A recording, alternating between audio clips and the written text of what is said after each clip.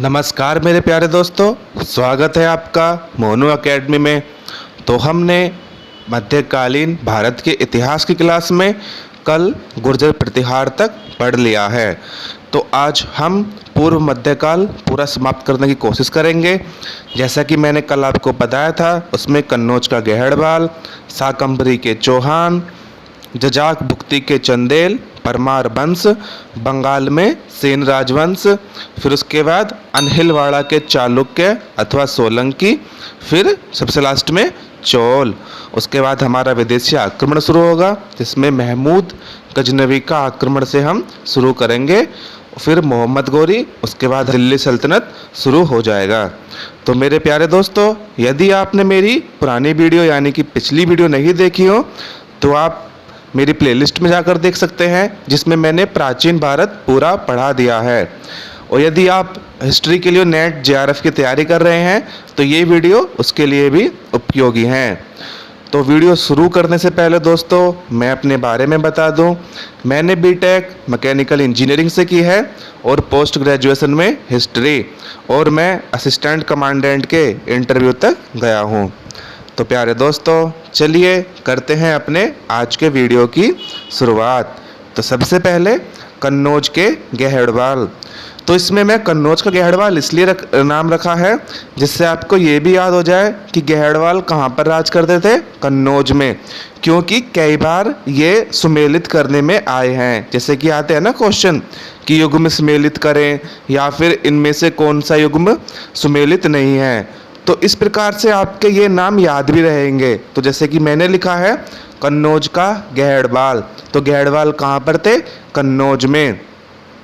उनके संस्थापक चंद्रदेव, और इस वंश में एक शासक हुए थे गोविंद चंद्र, वे विद्वान थे और उनकी उपाधि थी विविध विद्या विचार वाचस्पति। ये एक ही नाम है, विविध विद्या विचार वाचस्पति। और इनके दरबार में लक्ष्मीधर नामक विद्वान रहता था, जिन्होंने पुस्तक लिखी थी कृत कल्प तरु। यह पुस्तक कानून एवं प्रक्रिया पर है। तो मेरे प्यारे दोस्तों, यहाँ पर हम राजपूत शासकों के बारे में केवल एग्जाम ओरिएंटेड ही पढ़ रहे हैं, नहीं तो आप लोगों को पता है कि राजपूतों का इतिहास कितना गौरवशाली रहा है। तो फिर आगे गोविंद चंद की पत्नी कुमार देवी ने सारनाथ में धर्म चक्र जिन विहार का निर्माण कराया। किसने? गोविंद चंद की पत्नी कुमार देवी ने। और इसी वंश में एक शासक हुए थे जयचंद, और 1194 ईस्वी में इनकी लड़ाई मोहम्मद गोरी से हुई, जो कि तुर्की आक्रमणकारी था, जिसमें मोहम्मद गोरी जीत गया था और लड़ाई का नाम था चंदावर का युद्ध। तो इसमें से आपके 3 क्वेश्चन बन जाते हैं कि चंदावर का युद्ध कौन से सन में हुआ था, तो 1194 में, और किस किस के बीच हुआ था, मोहम्मद गोरी और जयचंद के। और कौन जीता था? मोहम्मद गोरी। और जयचंद के दरबार में श्रीहर्ष विद्वान रहते थे और उनकी पुस्तक का नाम है नैषद चरित। तो आपको यहाँ भी याद कर लेना है श्रीहर्ष की पुस्तक कौन सी है, नैषद चरित। तो कन्नौज के गहड़वाल में केवल इतना ही पढ़ना है हमें। फिर आते हैं शाकंभरी के चौहान, जिन्होंने अजमेर में शासन किया था। इसके वंश के संस्थापक हैं वसुदेव। और हम्मीर महाकाव्य पुस्तक जो नैचंद द्वारा लिखित है, चौहानों को सूर्यवंश का क्षत्रिय बताता है। तो किसने लिखी है? नैचंद ने। कौन सी? हम्मीर महाकाव्य। और इस वंश के शासक अजय राज ने अजमेर नामक नगर बसाया। तो अजमेर किसके नाम पर पड़ा था? अजय राज के। और इसी वंश में एक और महत्वपूर्ण शासक विग्रहराज चतुर्थ हुए, जो वीसल देव के नाम से भी जाने जाते हैं। तो विग्रहराज चतुर्थ ही वीसल देव हैं, ये भी कई बार बच्चों में कन्फ्यूजन हो जाता है। और इन्होंने दिल्ली को ऑक्यूपाइड कर लिया था। किन्होंने? विग्रहराज चतुर्थ हो या फिर ऑप्शन में आए वीसल देव। और इन्होंने एक नाटक हरिकेली लिखा था। और इनके ही दरबार में सोमदेव नामक विद्वान रहता था, जिसने कथा सरित सागर एवं ललित विग्रहराज नामक पुस्तक लिखा। किन्होंने? सोमदेव ने। और विग्रहराज चतुर्थ ने कौन सा लिखा था? हरिकेली। और बच्चों, अब आते हैं इस वंश के सबसे प्रतापी शासक पृथ्वीराज तृतीय अर्थात राय पिथौरा पृथ्वीराज, जिन्हें हम पृथ्वीराज चौहान के नाम से भी जानते हैं। तो इनके पिताजी का नाम था सोमेश्वर और माताजी का नाम कर्पूर देवी। और इनकी माताजी ने पृथ्वीराज के अल्पवयस्क की स्थिति में शासन की देखरेख की थी। और इन्होंने 1182 ईस्वी में चंदेल शासक परमादि देव को हराया। तो यहाँ पे आपको ये भी याद करना है किनको हराया था, परमादि देव को। और वो किस वंश के शासक थे, चंदेल। और इसमें 2 योद्धा आला एवं उदल लड़ते हुए मारे गए। और दोस्तों अब आते हैं सबसे महत्वपूर्ण लड़ाई पर, जो एग्जाम में कई बार पूछा हुआ है। इसमें एक लड़ाई हुई थी महत्वपूर्ण 1191 ईस्वी में। कौन सी, तराइन की लड़ाई, जो थी पृथ्वीराज एवं मोहम्मद गोरी के बीच, जिसमें पृथ्वीराज चौहान जीत गए थे। और फिर 1192 ईस्वी में तराइन की दूसरी लड़ाई हुई, जिसमें चौहान हार गए। तो इसलिए कहते हैं कि अगर आपका जो शत्रु है उसे तभी मार देना चाहिए या फिर उसे इतना कमजोर कर देना चाहिए जिससे वो दोबारा आंख उठा के ना देख सकें। और पृथ्वीराज के दरबार में चंद्र बरदाई लेखक कार्य करता था और की पुस्तक है पृथ्वीराज रासो। तो यहाँ से भी क्वेश्चन पूछे गए हैं कि पृथ्वीराज रासो पुस्तक के लेखक कौन है, चंद्र बरदाई। तो मेरे प्यारे दोस्तों, मैं परसों से आपकी करंट अफेयर्स की क्लास भी शुरू करने वाला हूँ, क्योंकि करंट अफेयर्स का वेटेज बहुत ज़्यादा बढ़ गया है आपके एग्जाम में। इसमें यदि आपके क्वेश्चन 25 आ रहे हैं जीएस के, तो आप मान लीजिए 5 से 10 के बीच में करंट अफेयर्स आते हैं। और मैं आपको करंट अफेयर्स ऐसे पढ़ाऊँगा टॉपिक वाइज। तो दोस्तों अब पढ़ते हैं परमार वंश के बारे में। और परमार वंश कहाँ पर शासन करते थे, मालवा एवं उज्जैन के आसपास। और इस वंश का सबसे प्रतापी शासक थे भोज, जिन्हें कविराज भोज भी कहते हैं। और ये एक बहुत बड़े विद्वान थे। इन्होंने 20 से अधिक पुस्तक लिखी हैं, जिनमें से सालिहान अश्व चिकित्सालय पर है, पुस्तक का नाम सालिहान, और किस पर है ये, अश्व चिकित्सा पर। और सम्रांगण सूत्रधार यह स्थापत्य पर है। और तत्व परीक्षा यह शैव धर्म पर। इन्होंने भोजपुर नामक शहर एवं भोजसर नामक तालाब बनवाया एवं धार नगरी बसाई, जहां एक सरस्वती मंदिर एवं संस्कृत विद्यालय बनवाया।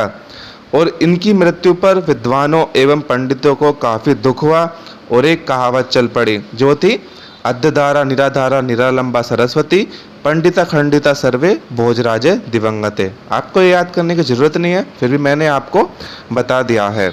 इसके बाद जजाक भुक्ति के चंदेल, ये कहाँ पर राज करते थे, बुंदेलखंड में।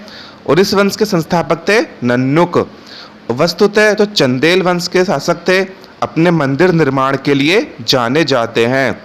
और मध्य प्रदेश में छतरपुर जिले में खजुराहो में इनके मंदिर हैं, और जो आज भी 30 से ज़्यादा मंदिर खड़े हुए हैं।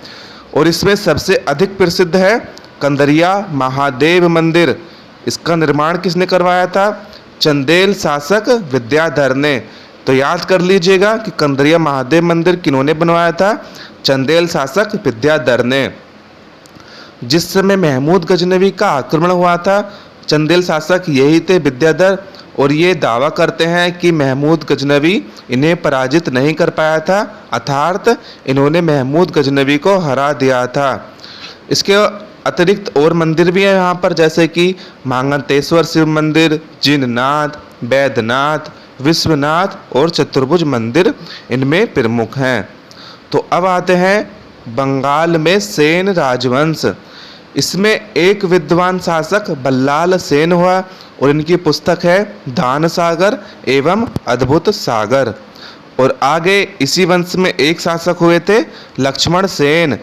इन्होंने 1178 ईस्वी में एक संवत चलवाया था, जब मुस्लिम आक्रमणकारी बख्तियार खिलजी का आक्रमण बंगाल पर हुआ। तो कहा जाता है कि लक्ष्मण सेन ही शासक थे और वे अपनी राजधानी छोड़कर चले गए थे। और आप सभी भली भांति परिचित होंगे कि बख्तियार खिलजी ने नालंदा महाविहार विश्वविद्यालय, विक्रमशिला महाविहार विश्वविद्यालय आदि को लूटा, जला दिया, बर्बाद कर दिया। और न जाने कितने ही हमारे विश्वविद्यालयों में रखी हुई पांडुलिपि और हमारे बहुत सारे जो स्क्रिप्चर थे वो सारे जला दिए थे। और इसके बाद आते हैं हम अनहिलवाड़ा के चालुक्य अथवा सोलंकी। जिस समय महमूद गजनवी का गुजरात पर आक्रमण हुआ उस समय शासक थे भीम प्रथम, और गजनवी ने प्रसिद्ध सोमनाथ मंदिर को लूटा था और बाद में भीम प्रथम ने इसका जीर्णोद्धार करवाया था। आप सभी भली भांति जानते होंगे कि सोमनाथ मंदिर को 17 बार लूटा हुआ गया था और उतनी बार ही ध्वस्त किया गया, लेकिन हमने 18वीं बार तक उसे बनाया। तो इसमें फिर इस वंश यानी कि अनिलवाड़ा के चालुक्य वंश में एक और शासक कुमारपाल हुए, जिनके दरबार में प्रसिद्ध जैन विद्वान हेमचंद्र निवास करते थे, और इनकी पुस्तक है त्रिषष्टि श्लोका पुरुष और परिशिष्टि पर्वन। तो याद कर लीजिएगा, यहाँ से भी क्वेश्चन पूछे हुए हैं कि हेमचंद्र की पुस्तक कौन कौन सी हैं, त्रिषष्टि श्लोका पुरुष और परिशिष्ट पर्वन। या फिर ऐसे भी पूछ लेगा, किताबों के नाम दे देगा और पूछ लेगा कि इनके पुस्तक के लेखक कौन हैं। और आगे इसी वंश में एक शासक भीम द्वितीय हुए।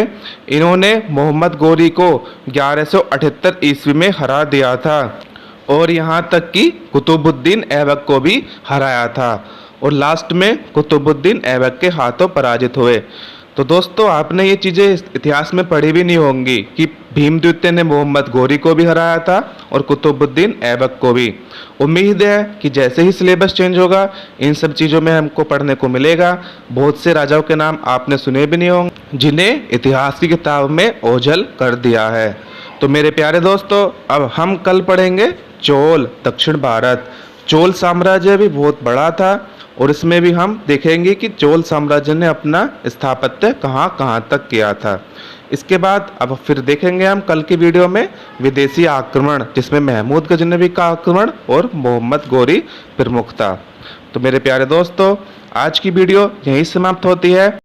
यदि आपको मेरी वीडियो पसंद आई हो तो उसे लाइक करें एवं शेयर करें, और यदि आपने मेरे चैनल को अभी तक सब्सक्राइब नहीं किया है तो उसे सब्सक्राइब अवश्य करें और वह बेल आइकन दबाना ना भूलें, जिससे कि आपके पास मेरी लेटेस्ट वीडियो की नोटिफिकेशन जाती रहे। वीडियो को अंत तक देखने के लिए आपका बहुत बहुत धन्यवाद।